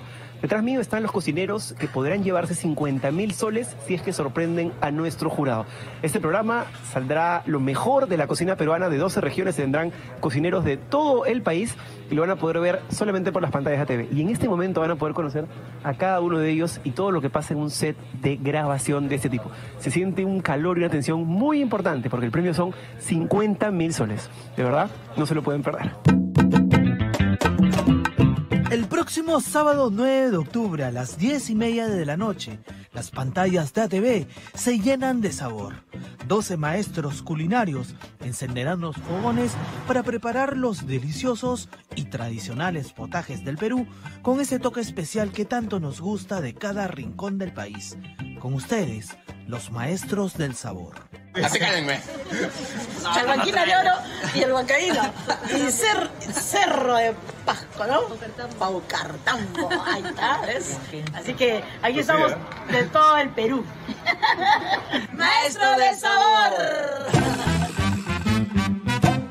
Esta semana visitamos los sets de grabaciones de Maestros del Sabor, el reality gastronómico conducido por el carismático Jesús Alzamora, a quien hace unos días lo encontramos en pleno Bajadón junto a su encantadora esposa en una llantería. Sucede que la cerveza cusqueña adaptó este lugar convirtiéndolo en un restaurante de categoría Michelin, pero solo por un día. el tener una estrella Michelin no hace solamente que puedas hacer cosas elitistas, ¿no? Sino que también hay que conocer el producto, saber dónde estás y utilizar los productos de tu tierra, en este caso Perú, como podemos usar la alpaca. ¿Por qué las llantas? A ver, cuéntame un poquito. Bueno, con las llantas es porque la marca quiere dar un valor, ¿no?, a lo que es la cocina peruana y sobre todo preguntarse y poner sobre la mesa el hecho por qué no tenemos restaurantes de estrella Michelin en Lima o en Perú concretamente. Yo creo que es una cosa de la marca Michelin, que en breve pondrán en valor la cocina peruana como se merece, porque tenemos grandísimos cocineros, grandísimos productos y sobre todo somos muy buena gente. Quien tuvo el honor de probar esta deliciosa hamburguesa de alpaca, preparado por el chef peruano, ganador de 2 estrellas Michelin, Víctor Gutiérrez, fue el conductor de Maestros del Sabor. Con las manos en la masa, en la hamburguesa. ¿Qué tal? ¿Cómo estás, Jesús? Delicioso. Bienvenido pues a tu casa ATV, ¿no? Gracias, sí, qué lindo. Muchas gracias a toda la gente de ATV. Primera vez que estoy en este canal como conductor y muy contento, la verdad. Muy contento de recibir el cariño de la gente y de un proyecto tan bonito, ¿no?, que es Maestro del Sabor. Son 12 cocineros que vienen de distintos lugares de Perú que estamos trayendo aquí. Van a ser todos, digamos, por la coyuntura internados en un hotel y vamos a ir a grabar al set donde van a tener que hacer diferentes retos y cumplir exigencias de un jurado del más alto calibre. Va a estar Luciano Macetti acompañándome como maestro cervecero, un jurado que todavía no les quiero decir quién es, pero chefs de primer nivel, y con un artista invitado. En Televisión Nacional, vamos a ver cómo muerde esa hamburguesa de alpaca. Gracias. 3, 2, 1, acción. Ya, me voy a hacer todo lo posible. Tú puedes. Ay, mira qué lindo, ¿ah? Qué lady, 1000 puntos. Está bien. Regia, espectacular. Después del atracón sin culpa, al día siguiente nos volvimos a encontrar con el buen Jesús en las grabaciones del programa Maestros del Sabor. El conductor estaba en pleno relax, aprovechando uno de los cortes del programa junto a Josefina Rimachi, José del Castillo y Luciano Macetti. ¿Cómo van las grabaciones, doctor? Nos vimos el domingo comiendo hamburguesas y ahora comiendo triplecitos. Sí, me estoy tragando acá. Sí. ¿Eres de buen diente? Sí, tengo mi papita ahí, mi rollizo claro, en la barriga. Tu pipita. Así es, mi pipita chelera. Vamos a estar aquí aproximadamente 10 días, pero buenísima onda. Aparte, siempre estar con una persona tan bien parecida, como claro, me ¿Por motiva. ¿Por qué me metes también la colada? A mi izquierda hay que pegarle a alguien. Claro. Y por supuesto con Josefina y con José que la rompen, que tienen un nivel pues, gastronómico altísimo. Los Luciano también, además de ser guapo, es cocinero, por favor. No quiero menospreciar. Me la tenía que soltar. Está bien. Es que está envidioso, de seguro. No, siempre es con buena onda. Acá nos queremos. José, ¿cómo estás? Bien, contento porque además ya todos nos conocemos. Hemos tenido la oportunidad de trabajar antes juntos y aparte de conocernos de la vida, ¿no? Lamentablemente, Luciano casi siempre es el punto, pues, ¿no? Oye, pero es el punto porque lo vacilan de pepón. Es la envidia de los feos, hermano. Claro, es la envidia de los feos. Tenemos que remarlo y lo para ahí nomás y va a solucionar todo. Yo no sé qué decirte, compadre. Estoy un poco ofendido con mis compañeros ahorita mismo, pero ya después se los voy a dejar saber. Después de 2 horas peinándome, el hombre se levanta y ya sale a la calle, ya está. Después de poner al centro al buen Luciano, continúan las grabaciones mientras los 12 maestros del sabor se alistan para la siguiente secuencia del programa. En pleno retoque. Así es, en pleno retoque. ¿Acostumbrado a estos...? No tanta, no, de verdad que no, es una superproducción todo esto, de verdad. Me siento súper chévere, en verdad, es una mega producción, es una cosa gigante. Los retos los veo bien difíciles y creo que es un honor ya estar por acá, ¿no? O sea, de entre tantas personas que han elegido. Definitivamente somos 12 cocineros con mucha experiencia, somos 12 cocineros con muchas ganas. ¿Los retos son muy difíciles? Algo difícil, es comida icónica peruana, pero tenemos lo suficiente conocimiento, yo creo, como para fusionar los insumos de cierta manera que puedan agradar, ¿no? ¿Y qué tal las cámaras de televisión? ¿Ya acostumbradas? ¿Se está haciendo famoso? Ya, un poquito que nos estamos acostumbrando a las cámaras y bueno, hay mucha expectativa entre todos los concursantes y bueno, seguimos para arriba. Para mí es un sueño, siempre he soñado estar así, siempre he visto reality, me ha gustado toda esa competencia, es algo nuevo, ¿no? Y es muy bonito, sí. Sí. ¿Qué tal los compañeros? Chévere. ¿Cómo te dicen a ti? Erwin. Ahí que te decían el charapa. No, pero igual me pueden decir ñañito, charapa. ¿Estás en la pandilla o no? Sí, a ver, pero la música. Pero a ver, ¿qué te decía? A ver, dale.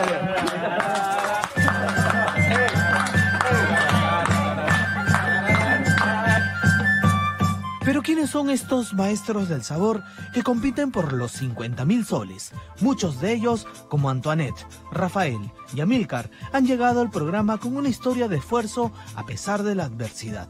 Como es el caso de Amílcar Chavarría, el chef huancaíno que desde muy niño se las arregló para salir adelante. La historia en la cocina empieza por la necesidad. Mi madre falleció cuando tenía 6 meses de nacido, mi padre inválido porque tenía una herida tremenda en la planta de su pie y no podía caminar. Entonces mi padre nos mandaba al mercado, nos mandaba incluso a la chacra, pero no a comprar comida, sino nos mandaba a recoger de lo que tal vez se pudiese caer de los comerciantes y de toda la gente que va al mercado, ¿no? Entonces nosotros recogíamos tal ingrediente que había y eso, lo poco, llevábamos a casa y mi padre, nosotros teníamos pues ¿cuántos? 5 añitos, 6 años y somos 6 hermanos y el otro era 7 añitos, seguidito, ¿no? Y mi padre tenía que cocinar. Con lo que traíamos empezaba a crear, innovar y me acuerdo yo que me dio una sopa de calabaza, pero con la hoja, ¿no? Con la hoja, no con la flora, con la hoja, y la hoja es como una lija. Pero para mí era la comida de casa que se comía con amor, ¿no?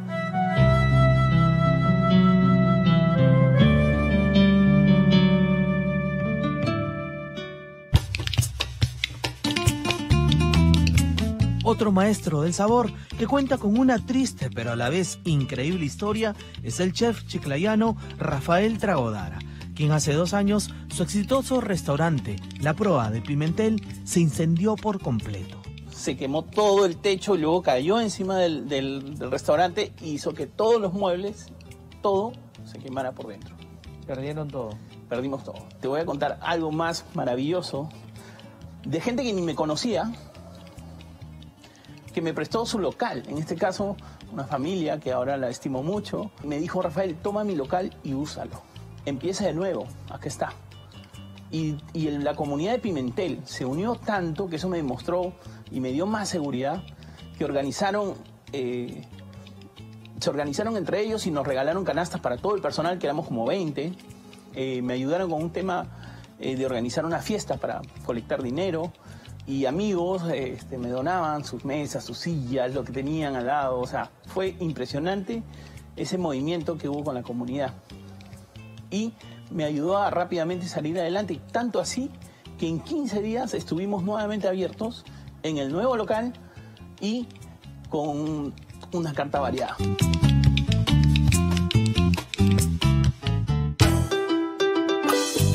En Maestros del Sabor también existen bonitas historias de ayuda social, como el caso de la joven guanuqueña Antoinette Schultz, chef manager del restaurante campestre Villa El Milagro.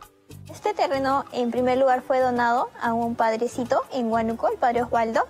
Bueno, él es reconocido por sus grandes obras sociales, entonces se creó este proyecto para hacer sostenible los 3 hogares que él tiene. Entonces, básicamente todo lo que sale de Villa El Milagro, porque Villa El Milagro es un hospedaje, es un pequeño resort chiquito. Entonces, todo lo que sale de ahí es destinado para las obras sociales y para las casas hogares que tiene el padre.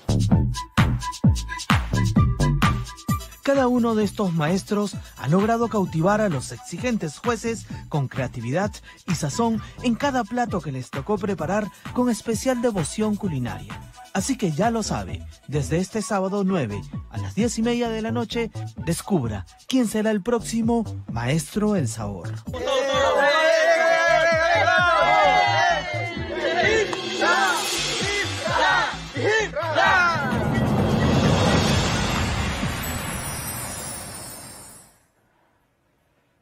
Muchas veces hemos hecho aquí en Día de reportajes sobre la cocina peruana, sobre los chefs, los emprendimientos, pero nunca hemos podido definir cuál de todos los cocineros del Perú es el mejor. Entonces, eso ya no va a ser un problema, porque ya lo vieron desde este sábado 9 de octubre a las 10:30 de la noche.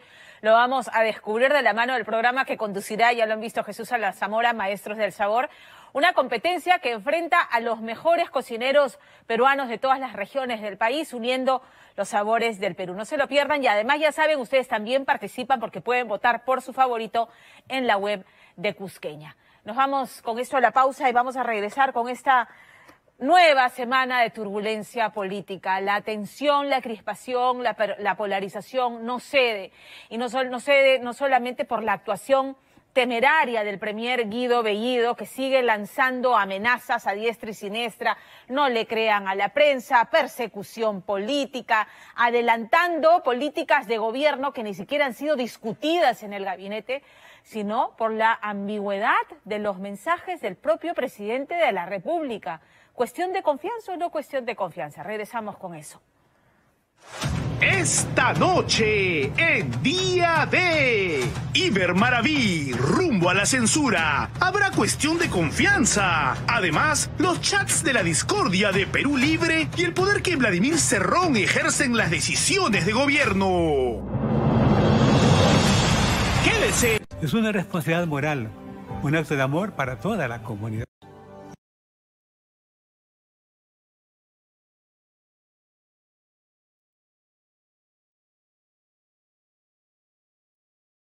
Del poder político.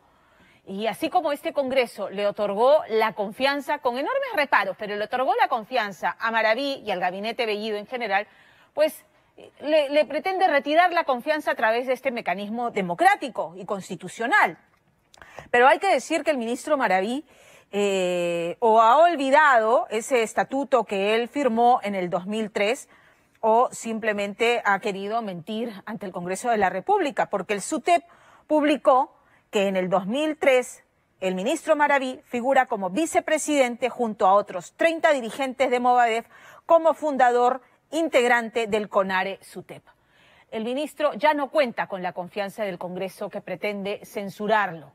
Tendremos que llegar a esa situación en que el Congreso plantee la censura y el ministro Bellido, como ha amenazado el premier, haga cuestión de confianza, sería de una incoherencia enorme, porque recordemos que fue el premier Guido Bellido quien, días antes de presentarse al Congreso a pedir el voto de confianza, en virtud de todo el escándalo que había en torno a los nexos de Iber Maraví con Movadef, que no es otra cosa que una organización nacida en el seno de la organización terrorista Sendero Luminoso, le había pedido la renuncia. Y claro que no renunció, claro que no dio un paso al costado porque tenía el respaldo y sigue teniendo aparentemente el respaldo del presidente Pedro Castillo, que sigue guardando silencio sobre los cambios que se le han sugerido se haga en el gabinete, empezando por el premier, y que hoy, a raíz de los chats que se han conocido, pues mayor sustento para que estos cambios ocurran. Estos chats no hacen otra cosa que demostrar cómo es que Vladimir Cerrón, que no es ni puede ser asesor de bancada porque no puede ser funcionario público, está inhabilitado para hacerlo, coordina con el premier y con el ala más radical de la bancada perulibrista cómo petardear a los ministros del presidente Castillo y del premier Bellido. Es el propio premier Bellido coordinando cómo se bajan al canciller y al vicecanciller. El comunicado pasa por la aprobación, un borrador de comunicado que pasa por la corrección del propio Vladimir Cerrón. Y el señor Bellido conspirando contra ministros de su propio gabinete. Nos resulta absolutamente escandaloso, además, cómo parte de esta bancada coordina acciones para aprobar y salir con esta especie de que a estos ministros hay que expectorarlos, pero además ahí está, ¿no es cierto? Un sinnúmero de leyes que la bancada tiene que presentar a sugerencia del señor Cerrón, que como ya dijimos, funge de coordinador de bancada cuando legalmente no debe hacerlo. Frente a esta situación es preocupante la indefinición del presidente Pedro Castillo, porque la misma noche en la que se hablaba de cuestión de confianza, adelantado por el premier Bellido, la presidenta del Congreso fue a Palacio de Gobierno y en palabras de la presidenta del Congreso dijo, el presidente ha dicho que no está en la agenda la cuestión de confianza. Y sin embargo, al día siguiente lanza un tuit en el que habla de que la censura y la cuestión de confianza forman parte del equilibrio de poderes y son herramientas políticas para mantener la estabilidad democrática. Ni chicha ni limonada, cero definición. Frente a esta situación en la que pudiera ocurrir una cuestión de confianza y termine cayendo el gabinete Bellido y acercándonos cada vez más a la posibilidad de que este Congreso sea constitucionalmente cerrado, luego de una segunda cuestión de confianza, el Consejo de Estado, que lo conforman la Defensoría del Pueblo, el Poder Judicial, el Ministerio Público, la Junta Nacional de Justicia y la Contraloría, le han pedido públicamente al presidente Castillo que convoque al Consejo de Estado porque la creciente inestabilidad política, han dicho, afecta la marcha de la administración en el país, la administración en marcha. Silencio del presidente y nuevamente un premier altisonante y díscolo que parece más responder a la agenda política particular de Perú Libre y del dueño del partido, de Vladimir Cerrón, parece más premier de Vladimir Cerrón que de Castillo, nuevamente ha salido a decir de una forma absolutamente temeraria y desconociendo quienes convocan. El Consejo de Estado ha dicho que hay una estrategia de algunas bancadas de convocar al Consejo de Estado como una estrategia de un sector antipatriota, un plan para traerse abajo al gobierno. Y ya hemos dicho, quienes conforman y piden que se convoque al Consejo de Estado no tiene nada que ver con las bancadas representadas, de los partidos representados en el Congreso de la República. Entonces, lo que ha dicho es que la convocatoria al Consejo de Estado no está en la agenda del gobierno. Nuevamente él atribuyéndose la vocería de no sabemos si realmente los planes de Pedro Castillo o si nuevamente se va por la libre, así como se fue por la libre con el tema de la incineración del cuerpo de Abimael Guzmán, como si se fue por la libre con el tema de Plus Petrol y Camisea, y se está yendo por la libre ahora con esto. La verdad es que es preocupante que un premier petardee permanentemente al presidente de la República. Su palabra, sus gestos, todo permanentemente y de un modo temerario, además melle de esta manera el liderazgo de quien tiene que gobernar y tomar decisiones, que es el presidente de la República. Y ha dicho que la cuestión de confianza ya es una decisión tomada, y que se aplicará cuando corresponda. ¿Estamos todavía en un momento de crispación política, de polarización? Sí. ¿Quién la genera? La genera el premier. El premier que responde a la agenda de Vladimir Cerrón. En medio, el presidente que no toma decisiones. Es increíble que siga manteniendo a un premier que no se dedica permanentemente a mellar su liderazgo, a mellar sus líneas de gobierno de las que no se conocen absolutamente nada, solamente ambigüedad. Necesitamos a un presidente que gobierne, necesitamos un gobierno y a un presidente que escuche a la mayoría de los peruanos, que dicen que se vaya Vladimir Cerrón y que premier no tiene la confianza de la mayoría de los peruanos. Nos vamos a la pausa.